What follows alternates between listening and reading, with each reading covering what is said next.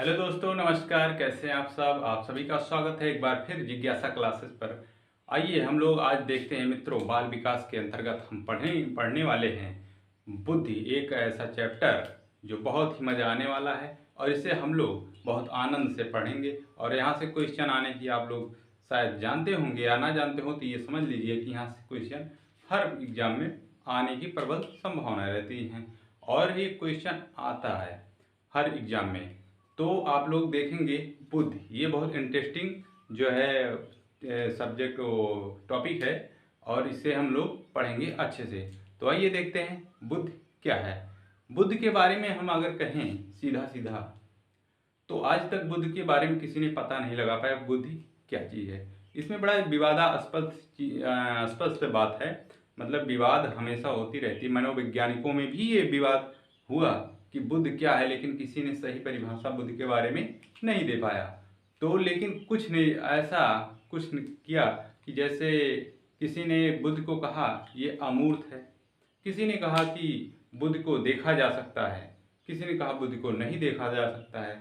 तो ये वास्तविकता ये है कि बुद्ध को जो है हम लोग न देख सकते हैं न सुन सकते हैं। बुद्ध को उसकी किसी थोड़ा सा हम बुद्ध के बारे में एक लॉजिक लगाएं अगर और जानें तो बुद्ध क्या है, तो किसी व्यक्ति के विवेक से, उसकी समायोजन क्षमता से, उसके योग्यता से, इन सब के आधार पर हम जो है बुद्ध की जो है पहचान करते हैं कि वो व्यक्ति कितना कुशल है, कितना कुशाग्र है, कितना बुद्धिमान है। तो ये बुद्ध की परिभाषा सबने अलग अलग तरीके से दी है, लेकिन ये भी बहुत प्रमाणिक नहीं है। फिलहाल देखते हैं आज बुद्ध के बारे में हम लोग पढ़ेंगे। जैसा कि आप व्हाइट बोर्ड पर देख रहे होंगे कि हेडिंग पड़ी है बुद्ध तथा उसका मापन। बुद्ध तथा मापन, आप लोग हेडिंग डालेंगे बुद्ध तथा मापन। क्या है बुद्ध? बुद्ध को 3 भागों में डिवाइड किया गया। सबसे पहले बुद्ध को 3 भागों में डिवाइड किया गया है। नंबर 1, ये कार्यात्मक पक्ष है। क्या? कार्यात्मक पक्ष, ये संरचनात्मक पक्ष, ये क्रियात्मक पक्ष। 3 पक्षों में बांटा गया है। अगर पूछ ले कि बुद्ध को कितने भागों में बांटा गया है, तो 3 भागों में। कौन कौन? कार्यात्मक पक्ष, संरचनात्मक पक्ष और कौन सा पक्ष? क्रियात्मक पक्ष। 3 पक्ष के बारे में हम बात करेंगे बुद्ध की। उसके बाद आते हैं, अब ये तो बुद्ध के भागों के बारे में हो गया। अब फिर आएंगे बुद्ध तथा बुद्ध का अर्थ एवं उसकी परिभाषा। बुद्ध का अर्थ तथा उसकी परिभाषा के बारे में। तो बुद्ध के अर्थ परिभाषा आइए देखते हैं। तो सर्वप्रथम 1905 में अल्फ्रेड बिने नामक मनोवैज्ञानिक ने क्या किया? सर्वप्रथम अल्फ्रेड बिने मनोवैज्ञानिक ने कब? 1905 में सर्वप्रथम सफल बुद्धि परीक्षण का क्या किया? निर्माण किया। सफल, प्रथम सफल बुद्धि परीक्षण, ऐसा कहेंगे, प्रथम सफल बुद्धि परीक्षण। यहाँ देखेंगे ये चीज बहुत इंपॉर्टेंट है कि प्रथम बुद्धि परीक्षण का निर्माण किसने किया? तो अल्फ्रेड बिने ने किया। लेकिन इन्होंने भी अपने ही बुद्धि परीक्षण में संतुष्ट नहीं हुआ। बाद में इन्होंने क्या किया? कुछ समय बाद, जैसे 1911 में जो आते आते इन्होंने अपने ही प्रयोग पर, अपने ही परीक्षण पर जो है ये संशोधन कर देते हैं। किसकी सहायता से? तो ये सर साइमन के सहयोग से 1911 में क्या कर देते हैं? ये संशोधन कर देते हैं और जो है एक सफल बुद्धि परीक्षण का सिद्धांत जो है ये प्रस्तुत करते हैं। तो इन्हें जो है बुद्धि परीक्षण का प्रथम जनक माना जाए, या ऐसे कहें कि बुद्धि परीक्षण का जनक किसे माना जाता है? तो अल्फ्रेड बिने को।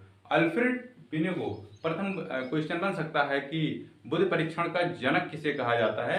तो आप लोग भूलिएगा नहीं, ये अल्फ्रेड बिने को कहा जाता है। ठीक है, अगर अल्फ्रेड बिने और साइमन दोनों आ जाए तो दोनों को लगाना है। अगर अल्फ्रेड बिने ही है तो हम पहले प्राथमिकता किसको देंगे? अल्फ्रेड बिने को देंगे, क्योंकि इनको इनका सहयोग लिया गया था अल्फ्रेड बिने के द्वारा। और कब किया गया? 1911 में प्रथम सफल बुद्धि परीक्षण का सिद्धांत किसने प्रस्तुत किया? तो अल्फ्रेड बिने ने।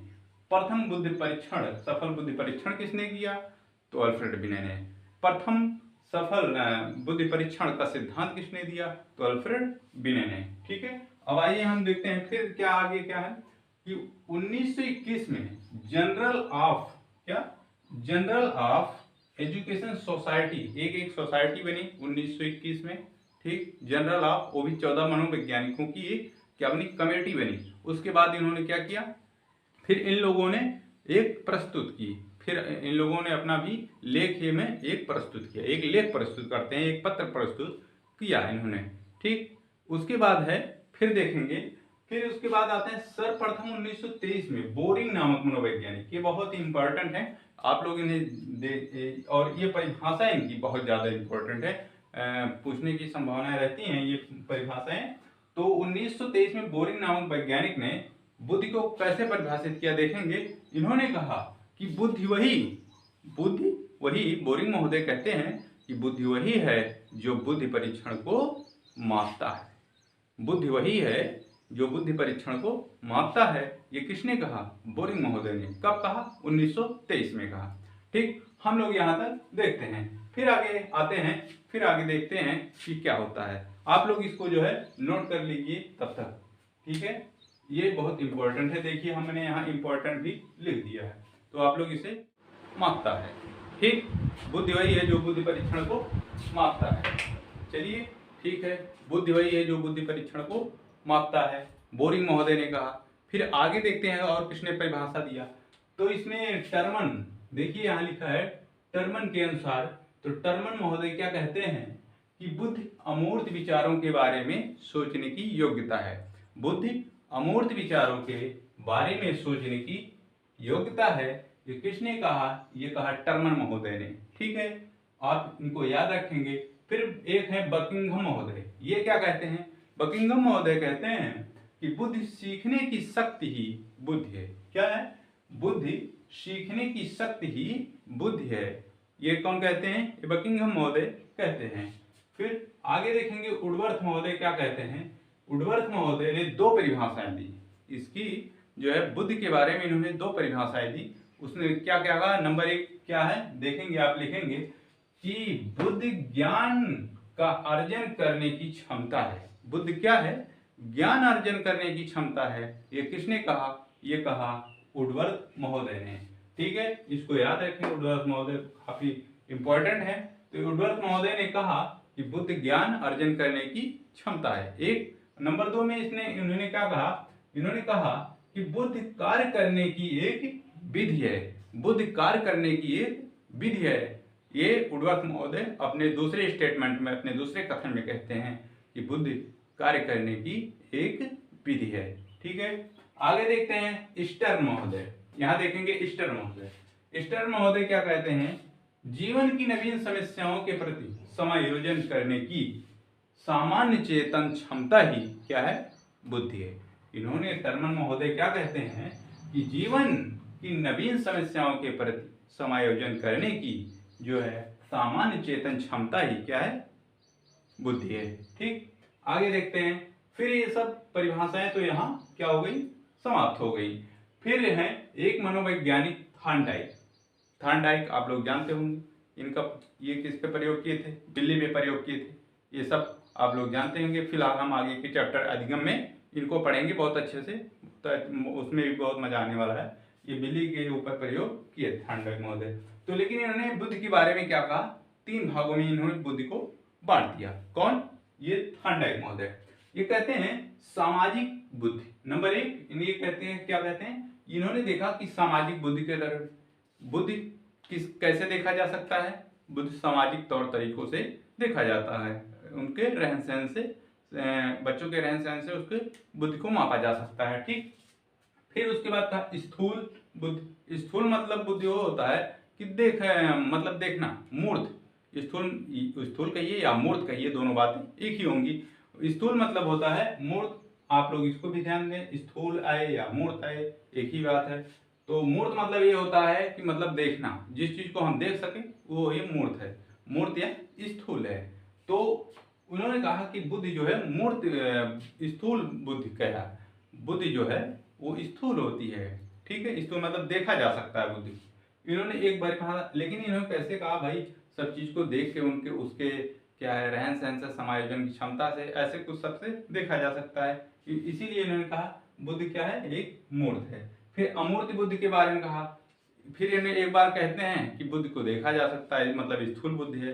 फिर उन्हें कहते हैं कि बुद्धि अमूर्त है। भाई ये भी कहते हैं कि देखा भी नहीं जा सकता है। क्यों?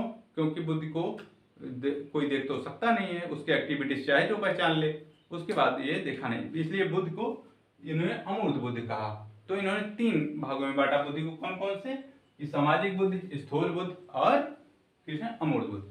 अगर ये पूछ ले कि थार्नडाइक महोदय ने बुद्धि को कितने भागों में बांटा, तो 3 भागों में बांटा, कौन कौन से, सामाजिक बुद्धि, स्थूल बुद्धि और अमूर्त बुद्धि। अमूर्त मतलब जिसको देखा ना जा सके, 3 भागों में बांटा, इसको आप लोग याद रखेंगे। फिर सारी परिभाषाओं को एकत्रित कर दिया किसने, फ्रीमैन महोदय ने। किसने, फ्रीमैन महोदय ने सारी परिभाषाओं को एकत्रित कर लिया और सभी परिभाषाओं को 3 वर्गों में बांट दिया। 3 भागों में इन्होंने क्या किया, सारी परिभाषाओं को बांट दिया। कौन, फ्रीमैन महोदय ने। इन्होंने कहा कि बुद्धि समायोजन की योग्यता है। पहला क्या कहा, बुद्धि समायोजन की योग्यता है। और इसको कहा किसने, किसने और ने कहा, तो इसको कहा स्टर महोदय ने, क्रूज, काल्विन, सिरिल और बर्ट। किसने कहा बुद्धि समायोजन की योग्यता, किसने किसने कहा, एक तो फ्रीमैन महोदय ने कहे ही, लेकिन और किसने किसने कहा, तो स्टर ने, क्रूज, काल्विन और सिरिल बर्ट इन्होंने कहा। फिर नंबर 2 पे आता है कि बुद्धि सीखने की योग्यता है। बुद्धि क्या है, सीखने की योग्यता है। इसको किसने कहा, तो बकिंघम, डियरबॉर्न, थार्नडाइक महोदय ने। बुद्धि सीखने की योग्यता है, किसने कहा, तो इसको कहा था थार्नडाइक महोदय, डियरबॉर्न और किसने, बकिंघम ने कहा था। ठीक। नंबर 3 आते हैं, यह है बुद्धि अमूर्त चिंतन की योग्यता है। बुद्धि क्या है, अमूर्त चिंतन की योग्यता है। तो किसने कहा अमूर्त चिंतन बुद्धि के बारे में, किसने कहा, टर्मन, स्पियर और बिने ने। टर्मन, स्पियर और बिने ने।